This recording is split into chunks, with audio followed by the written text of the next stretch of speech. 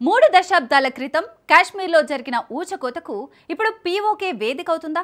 కాశ్మీరీలను గెంటేసి పీఓకేను ఉగ్రవాదులకు దారాదత్తం చేసే కుట్రలు జరుగుతున్నాయా? పీఓకేలో ప్రస్తుత పరిణామాలు చూస్తే అవుననే సమాధానమే వినిపిస్తోంది. కాశ్మీరీలను అంతం చేసేందుకు ఆర్మీ ప్లాన్ చేసిందంటూ PoK Awami action committee leader సంచలన ఆరోపణలు చేశారు.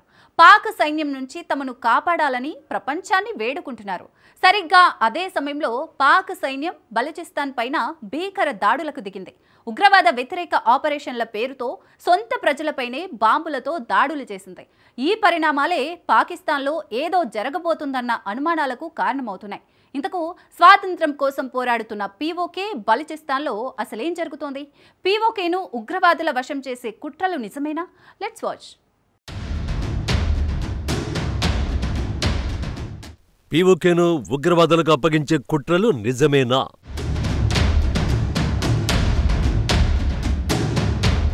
బలూచిస్తాన్లో సొంత పౌరులపై ఎందుకు దాడి చేస్తోంది?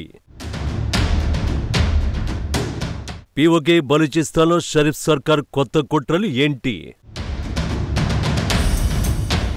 1990 జనవరి కశ్మీరీ పండిట్లో ఊచకొత్త జరిగిన సమయం. పండిట్లో ఊచకొత్తే కాదు, తర్వాత సామూహిక వలసలకు మూగ సాక్షిగా 1990 చరిత్రలు గుర్తుండిపోతుంది.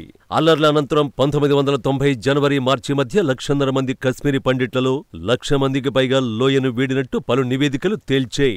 లోయలో ఇంతటి కల్లోలానికి కారణమైన హిందూ ముస్లిం ఘర్షణలు 1980ల నుంచే పెరుగుతూ వచ్చాయి. 1950ల నుంచి చూసిన హిందూ పండిట్ల సంఖ్య 4-5% మించి లేదని గణాంకాలు చెబుతున్నాయి. 94% దాకా ముస్లిం జనాభానే ఉంది. అయినా లోయను సంపూర్ణంగా ఇస్లామీకరించే ప్రయత్నాలు 1980ల్లో ఊపందుకున్నాయి. ఫలితంగా స్థానిక ముస్లింలలో హిందువులపై వ్యతిరేకత పెరుగుతూ వచ్చింది.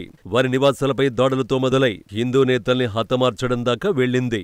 వేర్పాటువాదమే సిద్ధాంతంగా కశ్మీర్ లిబరేషన్ ఫ్రంట్ వంటివి పుట్టుకురావడంతో పరిస్థితి పెనమ్మించి పొయ్యిలో పడింది. 1990 జనవరి హింసాకాండకు ఇదంతా ఓ భయానక నేపథ్యంగా అమరింది. ఇప్పుడు పాక్ ఆక్రమిత కశ్మీర్లోనూ అలాంటి పరిస్థితులే కనిపిస్తున్నాయి. కానీ అక్కడ జరుగుతోంది హిందూ ముస్లిం ఘర్షణలు కావు, స్వయంగా ప్రభుత్వమే సాగిస్తున్న నరమేధం. పీఓకేలో కశ్మీరీలు ఉండకూడదు అన్నంతగా ప్రభుత్వానికి ఎదురు తిరిగిన వారిని అంతం చేస్తోంది.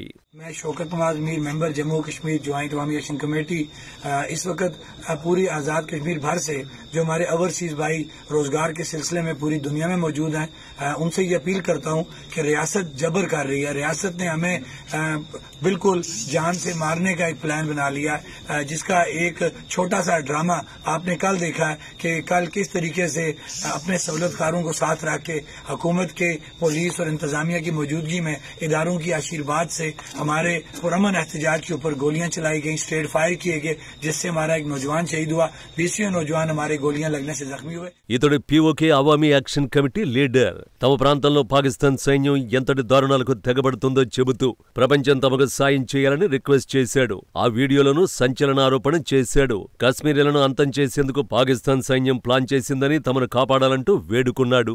గ్లోబల్ మీడియా తమ ఆందోళనను పట్టించుకోవడం లేదని ఆవేదన వ్యక్తం చేశాడు. పాక్ ఆక్రమిత కశ్మీర్లో ఏం జరుగుతుందో ప్రత్యేకించి చెప్పాల్సిన పని లేదు. ఇస్లామాబాద్ నుంచి స్వేచ్ఛ కోరుతూ ఆ ప్రాంత ప్రజలు ఉద్యమిస్తున్నారు. దీనిని అణచివేయడానికి పాకిస్తాన్ పెద్ద ఎత్తున సైన్యాన్ని రంగంలోకి దించింది. ఆ సైన్యమే దొరికిన వారిని దొరికినట్టే అంతం చేస్తోంది. ఈ క్రమంలోనే కశ్మీరీలను అంతం చేయడానికి పాక్ సైన్యం కుట్రలు పన్నిందని పీఓకే అవామీ యాక్షన్ కమిటీ ఆరోపిస్తోంది. ఈ ఆరోపణలు అర్థం లేనివి కాకపోవచ్చు. ఎందుకంటే పీఓకేను ఉగ్రవాద కేంద్రంగా పాకిస్తాన్ మార్చేసింది. ఆపరేషన్ సింధూర్ సమయంలో కూడా తమ ప్రాంతంలో ఉగ్రవాదులకు చోటు లేదని చెప్తూ స్థానికులు ఆందోళనలు నిర్వహించారు. కాబట్టి కశ్మీరీలను అక్కడి నుంచి తరిమేసి పీఓకేను పూర్తిగా ఉగ్రవాదులకు కట్టబెట్టే ప్రయత్నాలు చేసే అవకాశం లేకపోలేదు.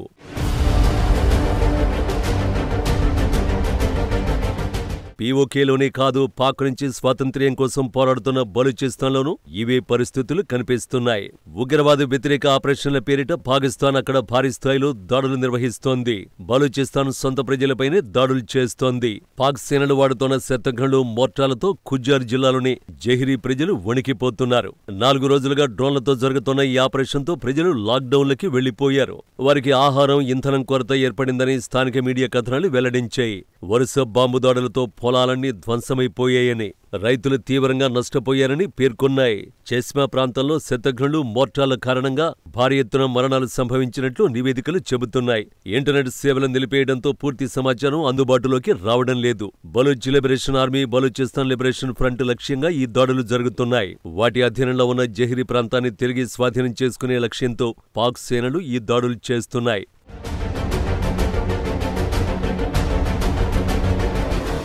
మరోవైపు ఇటీవలే ఖైబర్ పఖ్తుంఖ్వాలోని మాత్రేదారా గ్రామంపై పాకిస్తాన్ ఫైటర్ జెట్లు LS-6 రకం 8 బాంబులతో దాడులు చేశాయి.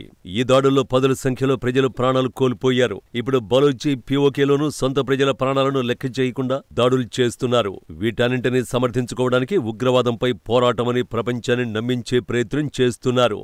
నిజమేంటంటే ప్రభుత్వ వ్యతిరేక ఆందోళనల్ని అణచివేయడంలో పాక్ ఎన్నటికీ విజయం సాధించలేదు.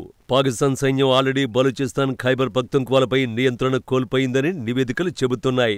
ఈ 2 ప్రావిన్సుల్లో చాలా ప్రాంతాలను BLA తిరుగుబాటు గ్రూపులు స్వాధీనం చేసుకున్నాయి. పాకిస్తాన్ పార్లమెంటులో ఆ దేశ సెనేటర్ కమ్రాన్ ముర్తజానే దీనిని అంగీకరించాడు. బలూచిస్తాన్, ఖైబర్ పఖ్తుంఖ్వాలో తిరుగుబాటుదారులు పెద్ద సంఖ్యలో పనిచేస్తున్నారని, దీనివల్ల భద్రతా దళాలు నిస్సహాయంగా ఉన్నాయని పేర్కొన్నాడు. బలూచిస్తాన్ నాయకులు, తిరుగుబాటుదారులు కమ్రాన్ ముర్తజా ప్రసంగాన్ని తమ విజయంగా ప్రకటించుకున్నారు కూడా.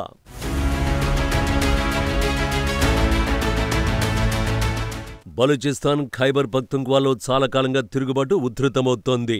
దశాబ్దాలుగా ఈ ప్రాంతంపై పూర్తి నియంత్రణ సాధించడానికి పాకిస్తాన్ కష్టపడుతోంది. ఇప్పుడు పాక్ ఆక్రమిత కశ్మీర్ కూడా తోడవడంతో 3 ప్రాంతాలను కాపాడుకోలేక షరీఫ్ ప్రభుత్వం ఉక్కిరిబిక్కిరవుతోంది. ఈ క్రమంలోనే సైన్యంతో ఉద్యమాలను అణిచివేయడానికి తీవ్రంగా ప్రయత్నిస్తోంది. బలూచిస్తాన్, ఖైబర్ పఖ్తుంఖ్వాల సంగతి ఎలా ఉన్నా POKలో మాత్రం ఆందోళనకారులపై బుల్లెట్ల వర్షం కురిపిస్తున్నారు. అందుకే తమను కాపాడాలని అక్కడి ప్రజలు ప్రపంచాన్ని వేడుకుంటున్నారు. ఈ విషయంలో మోడీ సర్కారు ఎలా రియాక్ట్ అవుతుందన్నదే అసలు ప్రశ్న. ఎందుకంటే POKపై పూర్తి హక్కులు మన దేశానివే కాబట్టి.